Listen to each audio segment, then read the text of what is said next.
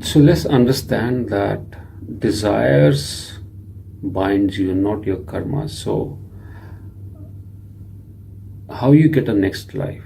See, at the moment of your death,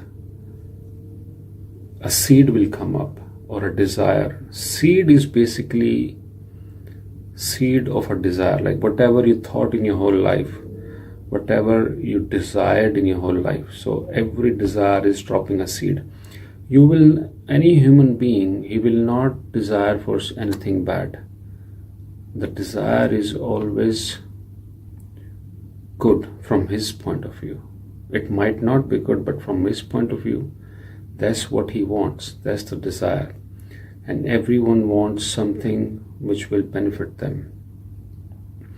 Even if you wanna get like beat someone or hit someone or do something bad, but that is bringing happiness to you. That's why people can't differentiate between good and bad, because whatever they want to do is somehow bringing them peace or goodness.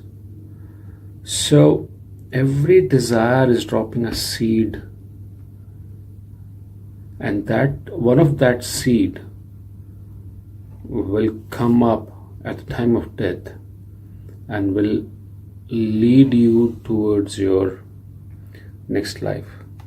It is not just that you'll get human life. Like if you see some dog, if you're having a bad day and you see a dog enjoying its life, you're like, I could be a dog. And that's where you dropped a seed, and it might get manifested in next life. It will take you towards it. So I was talking to a monk, and he told me this story, that there was this monk who went to see who was going for on his arms round for food, and he came across a woman, and the hair of that woman were really beautiful, very beautiful hair. And so at the time of, he just kept on thinking about the hair of that woman, and that's where he dropped the seed of a beautiful woman, and next life he was born as a woman. So that's how we drop the seeds, and that's how we are born. But the desire, so karmas is, in a way, you're working towards desire, but karmas are the action, they come second. Desire comes first. So whatever you're thinking, you're dropping a seed, and then whatever actions you're doing, you're dropping a seed again. So, but actions are towards whatever you're thinking or whatever you want to achieve. So whatever you want to achieve is again started from a desire. So if we keep on living this life out of unawareness, or we are too much consumed in our mind is always thinking, and mind is always looking for things, and mind is always wanting things. Mind cannot exist without a desire. Mind is always looking for something, always wanting something, and based on those wants, it is making us do actions.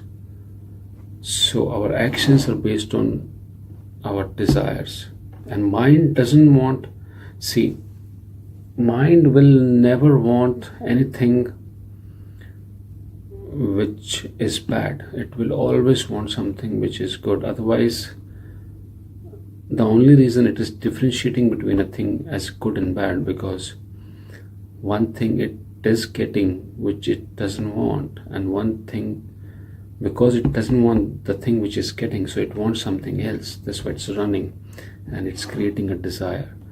And based on those desires, we are dropping the seed, and based on those seeds, we are coming back. Whatever karmas we're doing are secondary. The karmas are towards the desire, for fulfilling the desire. So this way, when you are born again, so even if you're a person who doesn't believe in rebirth, but one thing you should clearly understand, that when you're working on anything, you're working on thing or goals because it is your desire. So your desire is making you do things, and that desire is arriving from your mind. So the mind is looking what it is getting, it is not happy with it. That's why it wants something else, and that's why it is making you run for it. It is running away itself from that thing with what it is getting towards something, whatever it wants, and it's taking you along with it, and based on that your actions are happening. So actually your actions comes after your desire. So your desires are making you run, actually, not your actions. So karmas, if you're the person who thinks there is a rebirth or reincarnation, then there is, and what brings you back is your desires, and God only sends you back because you have desire. You're like, okay, go fulfill it.